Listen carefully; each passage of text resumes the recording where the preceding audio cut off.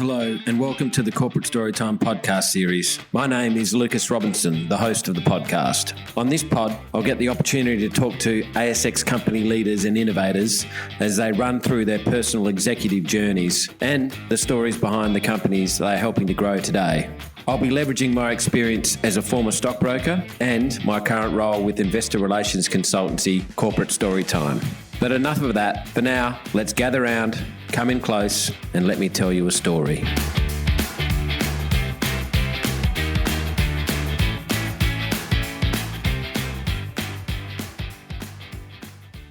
Welcome to the Corporate Storytime podcast.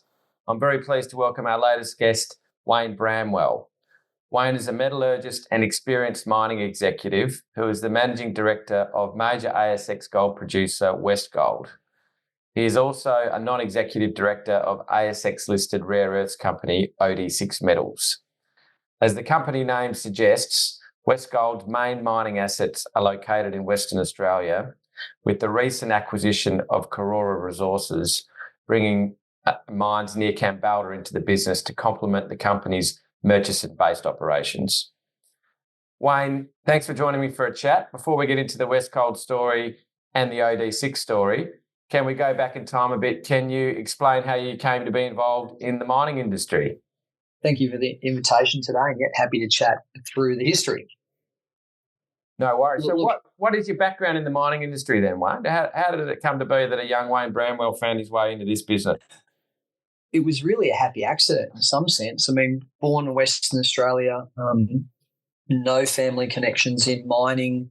I think in maybe year 6 or 7 went on a school trip to the goldfields, and that was probably one of the first times we'd ever seen anything mining related. The first thing which I guess was burned in my memory was, the first mine that I ever saw was the Great Fingal mine at Daydawn at Kew, and I guess the scale of it shocked me. It just sort of probably blew my year 6 mind.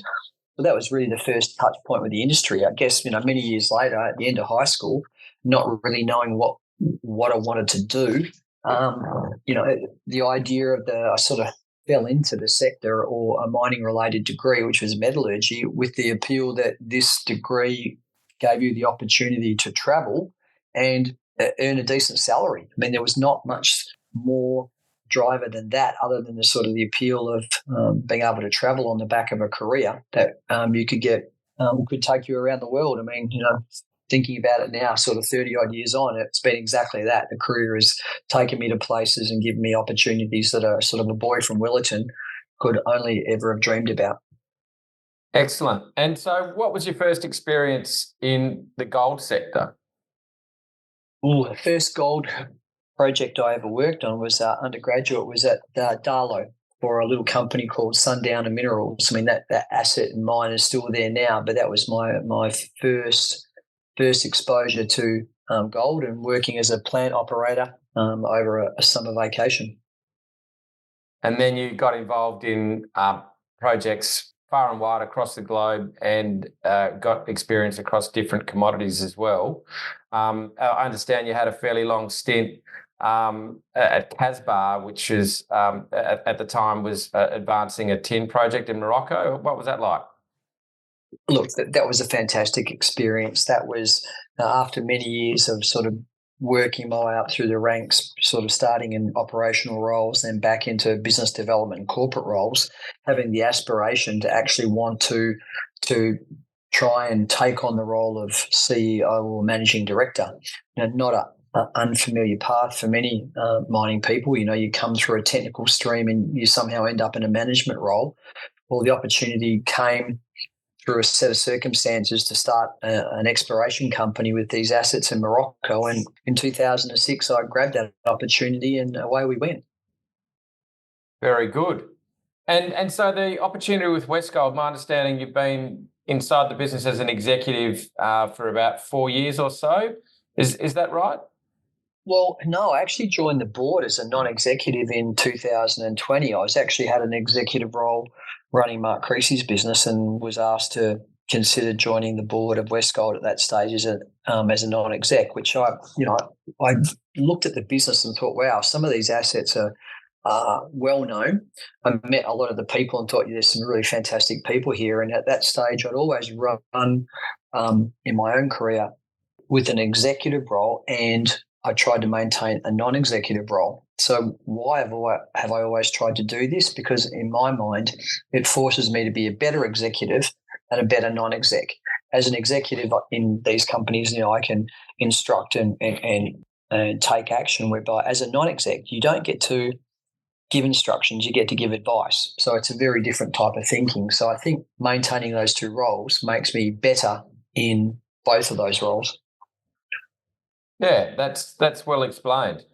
So when I look back at the financial year 2024 results for Westgold, it's obviously tells a story of the business as it was up until then. But in early August, the company completed the acquisition of Karora. So looking forward will be a very different story. But just looking back on the result that you achieved from a bottom line point of view and the dividend that you have declared, what were the highlights of that financial year 24 result for you guys? Look, there was so much to like about FY24, and it was really the culmination of a very deliberate plan that we put in place in 2022. I sort of stepped into the MD's role in 2022, and the business really was going through a really difficult period. We really had to change our operating practice and our approach in so many areas. And at that stage, the plan was, okay, we need to make this business safe and profitable. Without a safe business, you can't deliver profits. So we went about restructuring the fundamental building blocks of the business, which started with safety and then started to dive into our operating practice. 2 years on, we positioned the business after a difficult FY23, whereby we managed to turn the ship to generate a level of profit, whereby in FY24 we delivered two dividends to the shareholders. And it was a really deliberate plan to really show that Westgold was evolving and maturing as a business, so that it was starting to become more confident in execution of the business and the assets that are owned. And it's been really heartening to see the turnaround within the business, not just from a financial perspective, but from what I see in the workforce now about how they go about their day-to-day business in these mines. Very good. So that, I suppose, takes us to the Karora merger. What was the motivation behind that for Westgold? Where are the advantages for Westgold shareholders looking ahead? The Karora acquisition had been considered for quite some time. I mean, we were positioning the business to do something transformative. And in these businesses, you have two options to grow shareholder wealth, and it's all about the ore bodies. You can grow your own ounces through drilling, which we've been doing within the Murchison business, or if you get it right sometimes and the planets align, you do have the ability to do more inorganic. We'll take advantage of inorganic opportunities, which can see the production profile and profitability jump.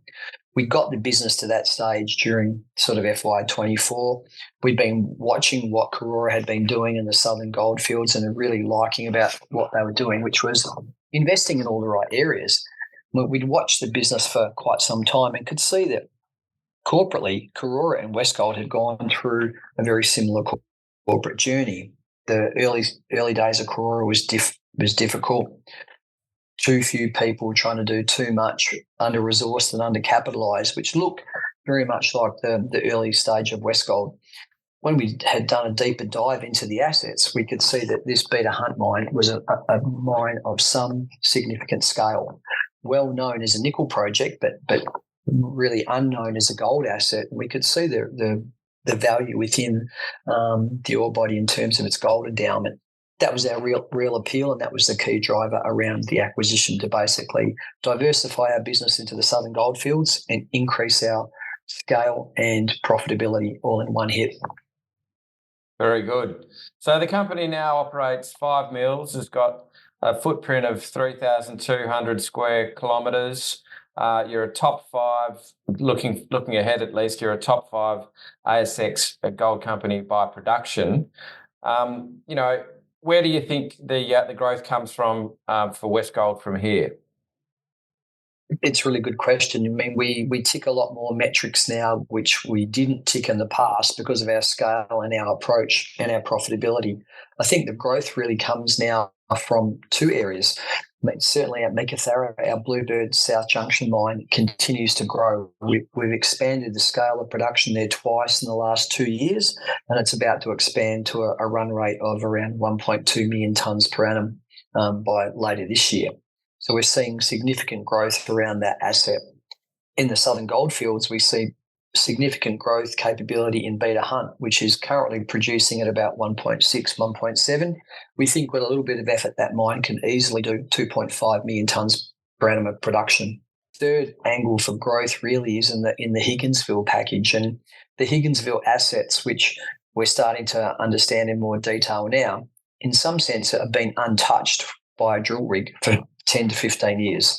There's a lot of opportunity to find new mines in the Higginsville package. Karora were under-resourced to do it and under-capitalised. So we see that as a massive catalyst for potential growth across the broad business, about finding new mines within that footprint, within close proximity of the 1.6 million tonne per annum Higginsville processing plant. That's a really good overview of the Westgold story. I suppose if we could pivot to get back to what you were talking about with your non-executive roles and the recent appointment that you becoming a non-executive director at OD6 Metals. We've had the managing director, Brett Hazelden, on the podcast previously to explain the Splinter Rock rare earth project. What is it that attracted you to this opportunity? There was many points of attraction to the OD6, and it was fundamentally the team. I mean, the commodity I'm interested in, I've worked previously, as you said, in more boutique commodities like tin, and that's given me an appreciation for parts of the periodic table that a lot of people don't often look to. But fundamentally, it was the team and the approach. I'm really keen to work with people who are interested in doing the right thing by their shareholders and applying good science to assets. We're always keen to work with people who are not frightened of hard work and really interested in assets within Western Australia. Look, I think I've done my time overseas now, and as much as there are good mineral assets all over the world, and there's no place like Western Australia because this is a state which has a mineral endowment unlike anywhere else. So just to recap, I guess it's really their team and the approach. People prepared to roll up their sleeves, have a go, and apply good science to assets. So, Wayne, what are the common threads that you see between running a really big, gold production company and your non-executive role with a company like OD6 that's really trying to advance a project into production? I think key to both of those scales of businesses is building the best teams that you can, getting the best of the best together and giving them the resources they need to deliver the mission for the shareholders. In some sense, it's about culture, about getting people who are aligned and understand what their roles are, which is to create wealth for shareholders, and doing good science. I mean, I think there's no substitute for drilling. I mean, we're in a ore bodies make and break management teams. The only way to find out whether those ore bodies are good, in my limited experience as a metallurgist, there's a qualification, is to drill them. And I must say, drilling has been a game changer for Westgold, and I'm certain that drilling will be a game changer for OD6. Oh, that seems like a great place to leave it. Thank you so much for your time, Wayne. Hey, thanks for your time today. Thank you for listening to the Corporate Storytime podcast. We're really trying to build our audience for the podcast and aim to deliver regular episodes of our chats with executives from some of the ASX's most interesting companies.